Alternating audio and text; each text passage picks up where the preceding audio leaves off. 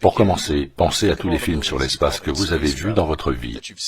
Les plus évidents sont Star Wars, Star Trek, Alien, pour n'en nommer que quelques-uns.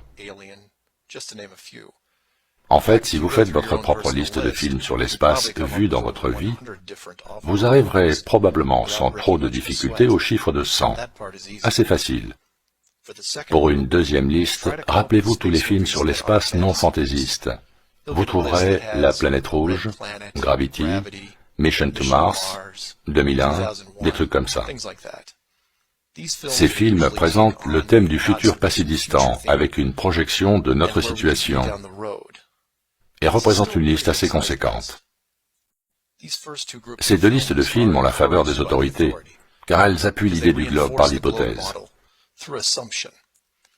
L'industrie du divertissement impose le modèle du globe et le concept du système solaire comme étant évident. Par conséquent, la vision actuelle du monde doit aussi être la bonne. En d'autres termes, si vous ne doutez pas en regardant un film comme, disons, Gravity, alors votre subconscient va projeter le film dans la vie réelle. Plus vous regardez et appréciez ce genre de film, plus la frontière devient floue entre ce que vous voulez croire et ce que vous savez. Regardez suffisamment de films sur Mars, et l'annonce par la NASA d'une mission vers Mars vous surprendra moins. C'est identique avec la Lune, avec d'autres systèmes solaires, etc. La sortie du film 2001 l'Odyssée de l'espace en 1968, juste avant les missions sur la Lune, n'est pas un hasard.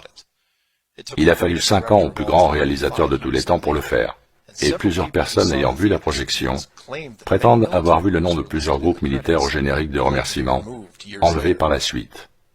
Ce film 2001 est juste une indication de cet indice. Pour ceux qui souhaitent vraiment creuser le sujet, à savoir la vision cachée de Stanley Kubrick, je recommande vivement le documentaire Room 237. Un lien est disponible sous cette vidéo. Maintenant, vous pouvez identifier les deux groupes de films sur le thème de l'espace, ceux avec des scénarios très fantaisistes et ceux essayant de dépeindre notre futur proche. Ces deux groupes sont faciles à trouver. Trouver le troisième est un défi, mais c'est là que les choses deviennent intéressantes. Les missions sur la Lune se sont terminées en 1972 et malgré que cela soit toujours considéré comme l'une des plus grandes réalisations de l'humanité, aucun film de reconstitution n'a jamais été produit jusqu'à The Right Stuff en 1983. Vous pouvez objecter que ça ne fait que 11 ans et qu'il était peut-être difficile d'obtenir les droits. Mais ça n'est pas ce qui rend ce film digne d'intérêt. Le film était inhabituellement long pour 1983. Il durait 3 heures et 12 minutes. Et nous offrait un regard exhaustif sur le processus de sélection et de compétition des astronautes ainsi que sur leur centre d'entraînement. Mais quand le générique de fin arrive 3 heures après, on se rend compte que chronologiquement, ils n'ont effectué que des missions en orbite basse terrestre.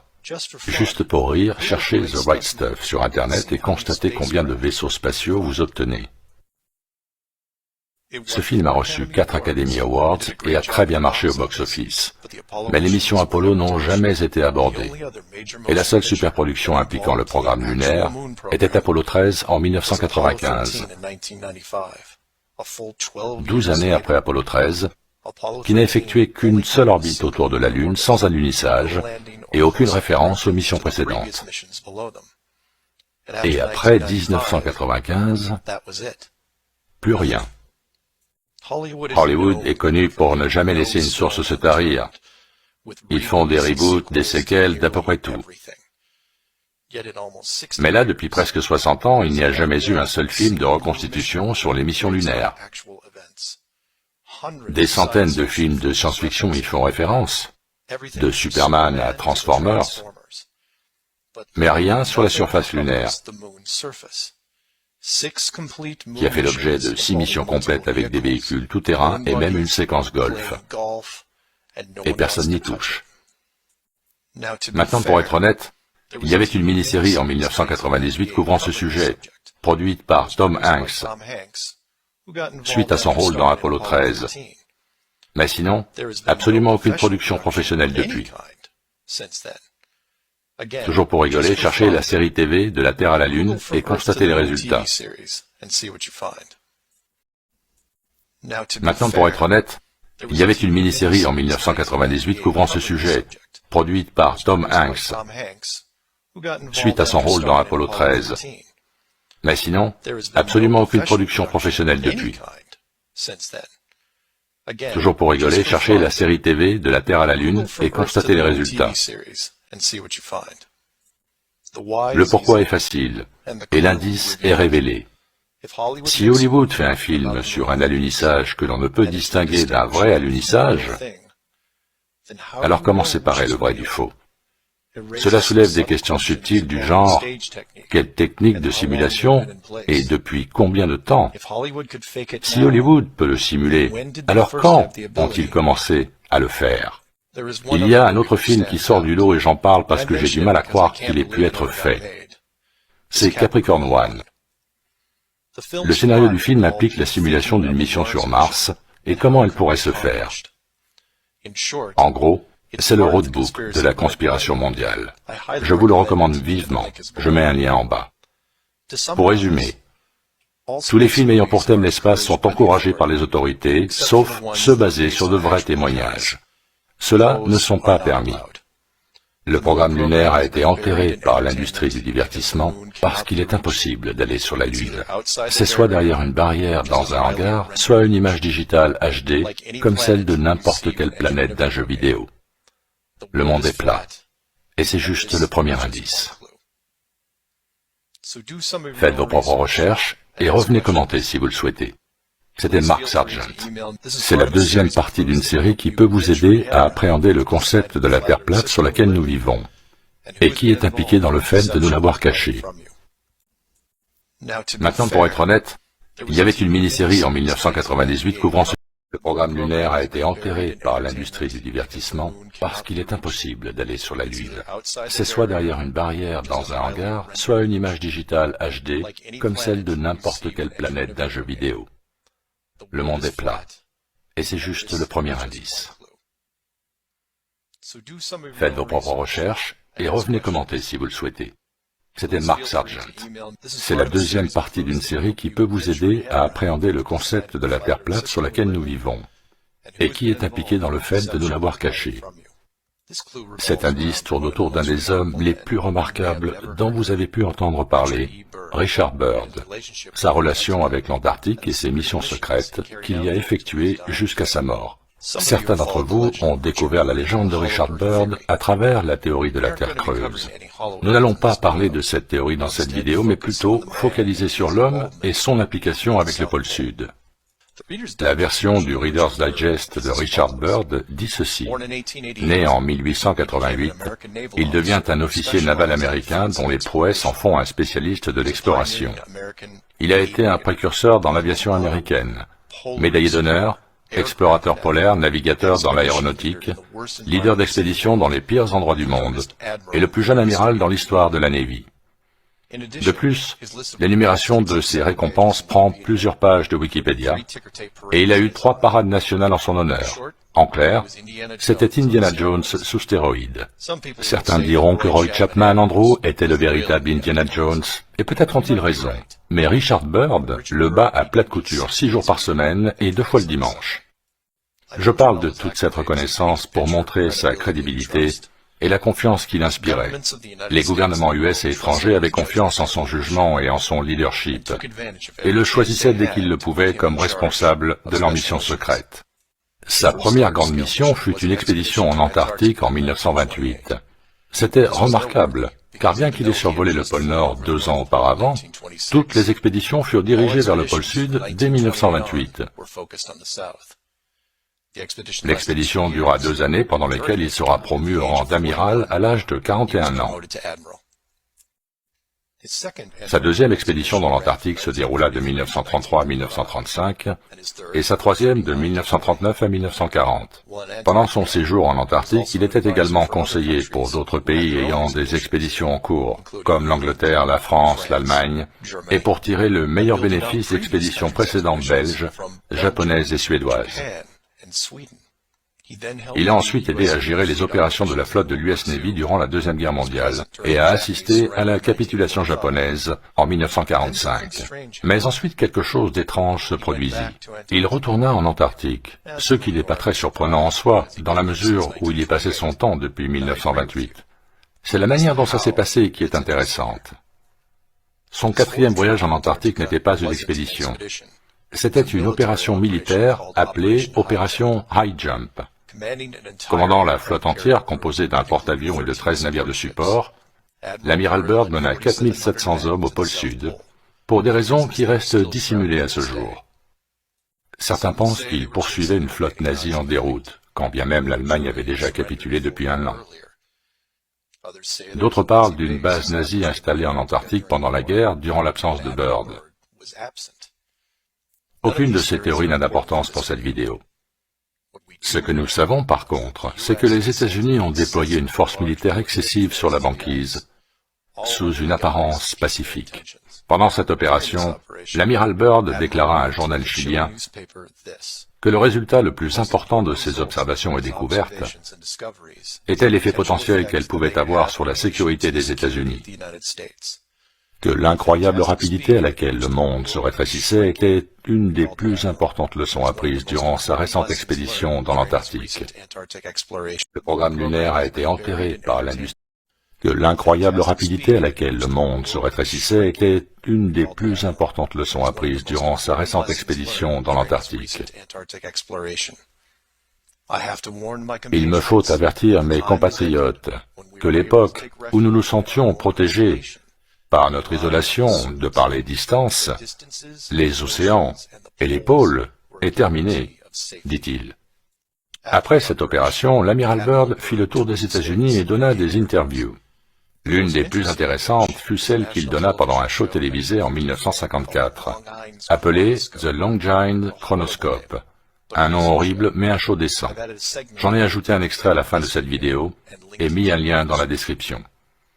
Pendant cette interview, il parla tout d'abord d'une zone au-delà du pôle Sud de la taille des États-Unis, encore vierge de toute présence humaine. Il dit ensuite qu'il y aurait probablement des expéditions successives, car le gouvernement américain s'y intéressait beaucoup. Les journalistes lui demandèrent alors pourquoi cet intérêt pour le Sud, alors qu'à l'époque, n'oublions pas que c'était en 1954, la menace perçue était russe, et elle venait du Nord. Il répondit que c'était l'endroit le plus important au monde pour la science. Cela concernait le futur des nations. Un réservoir intact de ressources non exploitées comme le charbon, le pétrole, les minéraux et l'uranium. Il ajouta qu'au moment de cet entretien, il y avait 7 nations actuellement engagées en Antarctique, comprenant la Russie, l'Australie, l'Argentine, le Chili et la Nouvelle-Zélande. Il parla également de planification militaire pour sa future mission en Antarctique. Celle-ci se nommait Opération Deep Freeze et se déroula de 1955 à 1956. La mission fut menée à bien et il retourna chez lui, prétendument. C'est là que vous dites, bon oui et alors? Et je serais d'accord avec vous, s'il s'était passé quelque chose après. Mais il ne s'est rien passé. Les missions se sont soudainement arrêtées, et c'était fini. Plus aucune autre expédition militaire ou autre n'a eu lieu sur ce continent. Jamais. Puis un traité fut mis en place, bannissant tout pays de toute activité sur place. Fin. Et si vous vous demandez où ça cloche, c'est là. L'amiral Byrd va à la télévision et dit que cet énorme morceau de terre, dont la plus grande partie se trouve sur un plateau élevé à 3200 mètres, est riche en à peu près tout, riche en énergie, immaculé, sans population indigène et sans végétation, où chaque pays ayant des équipes sur place est prêt à se tailler une belle croupe dans cette zone de la taille des États-Unis qu'ils n'ont plus encore explorée. Et d'un seul coup, subitement, ils arrêtent tout. Il n'y a pas d'environnementalistes à cette époque en 59. C'est le pays des diners et de l'essence à Vincennes. Ça, c'est vraiment du bullshit. La valeur en dollars des ressources découvertes pouvait alimenter une armée de sociétés cupides. Donc, que s'est-il passé? Ils ont trouvé le bord. Voilà ce qui s'est passé. Et ils n'allaient certainement pas laisser des compagnies privées s'en approcher, peu importe l'argent. Même à des centaines de kilomètres, dans une zone sûre, ils ne pouvaient autoriser qui que ce soit, car qu'allait-il leur dire plus tard, pour prévenir leur immanquable expansion? Pardon, mais vous ne pouvez pas aller plus loin. Et qu'allait-il répondre au pourquoi? Aujourd'hui, l'Antarctique est hors limite. Aucune révision n'est prévue avant 2041. Vous pouvez vous balader autour des îles extérieures, mais il y a une limite invisible, surveillée par des militaires, que vous ne pourrez franchir. Parce que derrière cette ligne, c'est en fait le bord extérieur. C'est là. Ça nous est caché et c'est protégé. La terre sur laquelle nous vivons est plate. C'est le pays des diners et de l'essence à 20 cents. Ça, c'est vraiment du bullshit. La valeur en dollars des ressources découvertes pouvait alimenter une armée de sociétés cupides. Donc, que s'est-il passé? Ils ont trouvé le bord. Voilà ce qui s'est passé. Et ils n'allaient certainement pas laisser des compagnies privées s'en approcher, peu importe l'argent. Même à des centaines de kilomètres, dans une zone sûre, ils ne pouvaient autoriser qui que ce soit, car qu'allait-il leur dire plus tard, pour prévenir leur immanquable expansion? Pardon, mais vous ne pouvez pas aller plus loin. Et qu'allait-il répondre au pourquoi? Aujourd'hui, l'Antarctique est hors limite. Aucune révision n'est prévue avant 2041.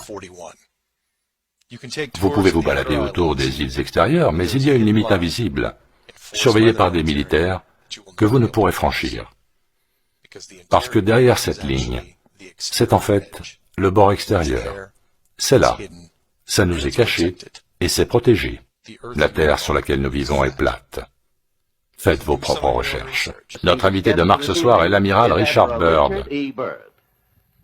Le pôle Nord était un no man's land, mais de nos jours, si vous achetez un billet dans une compagnie aérienne, vous pourrez survoler le pôle Nord tout en sirotant un cocktail. Il y a seulement quelques décennies, à peu près 35 ans, notre invité ce soir résolut de découvrir s'il y avait des terres au nord du continent nord-américain. Il fit son premier vol de reconnaissance, et je dois dire que l'amiral Byrd, notre invité ce soir, est non seulement notre plus grand explorateur vivant, mais aussi une inspiration pour nombre d'Américains. Amiral Byrd, vous avez été au pôle Nord et au pôle Sud. Reste-t-il une zone inexplorée sur cette terre qui puisse attirer les jeunes Américains aventuriers? Oh oui, elle existe, mais pas au pôle Nord. C'est trop envahi maintenant, car ils pensent tous qu'ils en tirent parti, pas seulement pour y vivre, mais militairement. Mais étrangement, il reste dans le monde une zone aussi grande que les US, qui n'a jamais été foulée par l'homme, qui se trouve au-delà du pôle, de l'autre côté du pôle Sud, depuis l'Amérique centrale. Et je trouve tout à fait surprenant qu'il y ait une aussi grande zone inexplorée. Donc il y a beaucoup d'aventures à vivre en bas du monde. Amiral, une expédition dans laquelle vous êtes le principal conseiller est actuellement en route. Quel est son but? Bien, c'est le briseur de glace Atka, et c'est une mission de reconnaissance au pôle Sud pour faire des observations et chercher quelques emplacements. Ils seront de retour en avril avec leurs infos qui nous serviront de base pour monter une plus grosse expédition par la suite. Ceci est réellement planifié? C'est en cours de planification. Et je peux donc vous dire que nous allons avoir plusieurs expéditions année après année dans cette partie du monde, parce que le gouvernement américain s'y intéresse beaucoup. Bien, Amiral Byrd, je peux comprendre l'intérêt de tous ces gens pour le pôle Nord, de par sa proximité avec notre principal adversaire, l'Union soviétique. Mais cet intérêt pour le bas du monde, personne ne vit là-bas, n'est-ce pas? Non, il y fait très froid. Il n'y a qu'un résident, et c'est le pingouin empereur. Les plus petits vivent plus au nord. Je vais vous dire pourquoi ils sont si intéressés. C'est de loin la zone la plus importante dans le monde pour la science. C'est la raison pour laquelle Tous les groupes scientifiques s'y intéressent. Mais encore plus important, il s'agit de l'avenir de la nation et de ceux qui viendront après nous, même durant notre vie. Car il se trouve que c'est un réservoir intact de ressources naturelles. Et comme le monde se rétrécit à une vitesse exponentielle, les endroits très éloignés dont nous pensions qu'ils n'étaient pas utiles, comme le pôle Nord et le No Man's Land, sont devenus très importants. Le bas du monde va devenir important, pas seulement pour nous, mais pour nos alliés aussi. Comme le pôle Nord et le No Man's Land sont devenus très importants. Le bas du monde va devenir important, pas seulement pour nous, mais pour nos alliés aussi. J'allais vous demander, a-t-il une importance militaire? Oui, un peu. Le rétrécissement du monde va continuer de s'accélérer, par conséquent, ces endroits ne seront plus si éloignés. Et je vois dans le futur un moment où cela va devenir stratégiquement très important. Pensez-vous que le développement de la puissance aérienne a augmenté l'importance stratégique d'endroits comme le pôle Sud? Énormément, bien sûr. Même maintenant, si quelque chose se produisait et que nous perdions le canal de Panama, nous serions obligés de prendre le contrôle des îles juste au nord de l'Antarctique et qui en font partie. Amiral, vous parliez des ressources de l'Antarctique. Quelles sont-elles? Quelles sont les ressources naturelles là-bas? Bien, on a trouvé assez de charbon, à environ 280 km du pôle Sud, sur une grande arête de montagne non recouverte de neige, pour fournir le monde entier pendant un bon moment. Ça, c'est le charbon, mais nous avons des traces de présence de nombreux autres minéraux. On est sûr qu'il y a du pétrole. Ce charbon nous montre le bas du monde, et l'endroit où on le trouve est de loin l'endroit le plus froid sur Terre, qui peut atteindre moins 70 degrés en hiver. Autrefois, cet endroit était tropical. Par conséquent, nous pensons qu'il y a du pétrole et probablement de l'uranium. Est-ce un secret? S'il y a de l'uranium, ce serait probablement l'unique raison valable de vouloir s'engager là-bas, je suppose. Le reste n'est pas du tout viable économiquement, n'est-ce pas? Vous savez, à la manière dont nous gaspillons nos ressources, le temps viendra où il nous faudra aller les chercher là-bas. J'ai un peu évité votre question sur l'uranium, je ne sais pas. Je n'ai pas envie de me battre au sujet de l'Antarctique. Y a-t-il une compétition entre les nations pour rassembler des données sur l'Antarctique et tenter de sécuriser ses ressources? Eh bien oui. Il y a maintenant plusieurs nations très intéressées. Je sais que la Russie y voit un énorme intérêt. L'Australie y a une expédition en cours. L'Argentine, le Chili, la Nouvelle-Zélande, l'Angleterre, etc. On peut comprendre ces pays. Ils vivent à proximité. Les Néo-Zélandais, les Argentins, les Chiliens et les Australiens. Nous, on n'a pas grand-chose à prétendre. Vous dépayez cet endroit comme étant très encombré. Y a-t-il beaucoup d'expéditions sur place ou en route actuellement? Bien, comme je l'ai dit, c'est l'endroit le plus paisible au monde, mais ça ne va pas durer, à cause de l'immense intérêt suscité chez les autres et ici. Comme le pôle Nord et le No Man's Land sont devenus très importants. Le bas du monde va devenir important, pas seulement pour nous, mais pour nos alliés aussi. J'allais vous demander, a-t-il une importance militaire? Oui, un peu. Le rétrécissement du monde va continuer de s'accélérer, par conséquent, ces endroits ne seront plus si éloignés. Et je vois dans le futur un moment où cela va devenir stratégiquement très important. Pensez-vous que le développement de la puissance aérienne a augmenté l'importance stratégique d'endroits comme le pôle Sud? Énormément, bien sûr. Même maintenant, si quelque chose se produisait et que nous perdions le canal de Panama, nous serions obligés de prendre le contrôle des îles juste au nord de l'Antarctique et qui en font partie. Amiral, vous parliez des ressources de l'Antarctique. Quelles sont-elles? Quelles sont les ressources naturelles là-bas? Bien, on a trouvé assez de charbon, à environ 280 km du pôle Sud, sur une grande arête de montagne non recouverte de neige. C'est le pays des diners et de l'essence à 20 cents.